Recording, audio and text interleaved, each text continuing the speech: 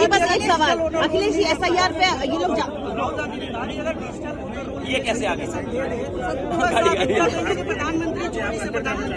आप गाड़ी जहाँ मंगा लो और डायरेक्ट आ जाए, बता दो। इतनी कोशिश करें, बताओ कैसे जाएं, बताओ अखिलेश जी कैसे करें? सब तो कर लिया, कूद गए, पुलिस आ गई, अब पुलिस से लड़ेंगे थोड़ी हम।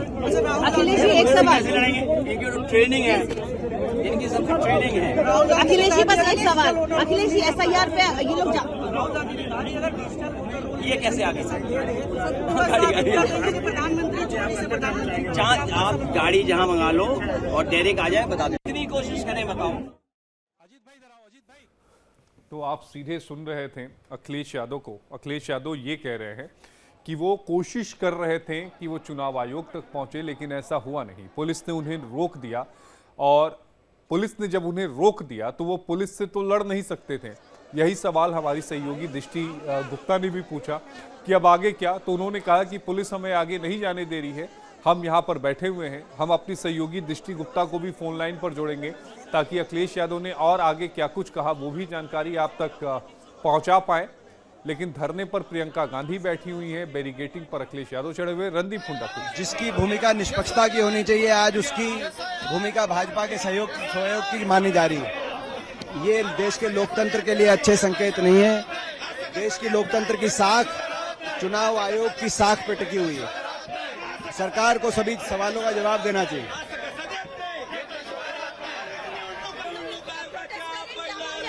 SIR के ऊपर चर्चा पार्लियामेंट में होनी चाहिए। ये जुल्म चल रहा है, संविधान के खिलाफ है और हमारे हक के खिलाफ है। हमें संविधान ने वतन का हक दिया है, वो हक छीनने का काम चुनाव आयोग गुलामी जैसे। तो आप विपक्षी पार्टी के सांसदों को सुन रहे हैं। क्या सवाल, वोट में सुधार हो। चुनाव आयोग इस बात का प्रचार करता है कि ज्यादा से ज्यादा लोग वोट डालने आए, वोटर्स को सुरक्षा मिले, वोटर्स अपना अधिकार मतदान करें। लेकिन ये तो मत छीना जा रहा है। ये आयोग का काम नहीं है। आयोग का काम है ज्यादा वोट डलवाना। लेकिन आयोग ये कब से बन गया कि वोट रोकें? अच्छा, जो लोग वोट रोक रहे हैं, मान लीजिए सरकार है, अधिकारी हैं, उनके खिलाफ कार्रवाई क्या कर रहे हैं? मैंने खुद 18,000 वोट डिलीटेड विद एफिडेविट मैंने दिया है चुनाव आयोग को, एक भी अधिकारी पे कार्रवाई नहीं हुई। मैं ये चाहता हूँ कि 18,000 से ज्यादा यूपी में वोट कटे थे डिलीटेड, एक ही अभी आंकड़ा निकाला है, तो उन पे कार्रवाई हो जाए, अधिकारियों पे, DM पे कार्रवाई हो जाए, SDM पे कार्रवाई हो जाए, और छोटे अधिकारियों पे कार्रवाई नहीं हो, DM पे कार्रवाई हो, उनको सस्पेंड किया जाए। चुनाव आयोग उन्हें टर्मिनेट करने की सिफारिश करे सरकार को।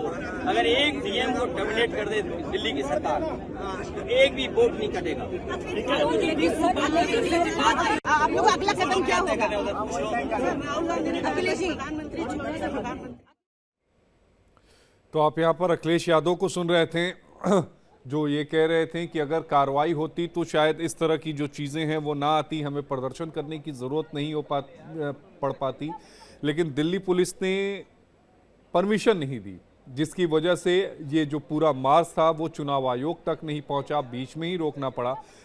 अखिलेश यादव ने बैरिकेडिंग पार करके फिर वहां पर बैठ गए। तस्वीरों में आप प्रियंका गांधी को भी देख रहे होंगे, अखिलेश यादव को भी देख रहे हैं। चुनाव आयोग के खिलाफ ये जो मोर्चा है वो भी आप तस्वीरों में देख रहे हैं।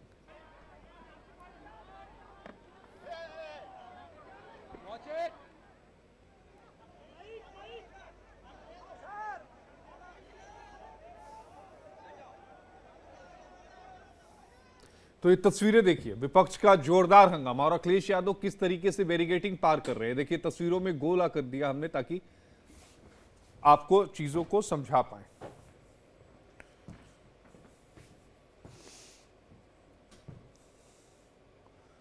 और इसी पर ज्यादा जानकारी के साथ हमारी सहयोगी दृष्टि गुप्ता हमारे साथ लाइव जुड़ गई हैं। दृष्टि, अभी हम देख रहे थे, आपने अखिलेश यादव से भी सवाल यहां पर लेने की कोशिश की जब अखिलेश यादव बैरिकेडिंग पार करके दूसरी तरफ आए थे।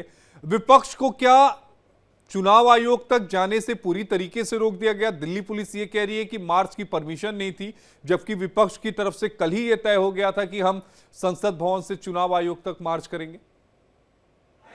सोची हुई रणनीति है। 11 साल में आपके पास प्रेस के सामने आएगा, 11 साल में प्रेस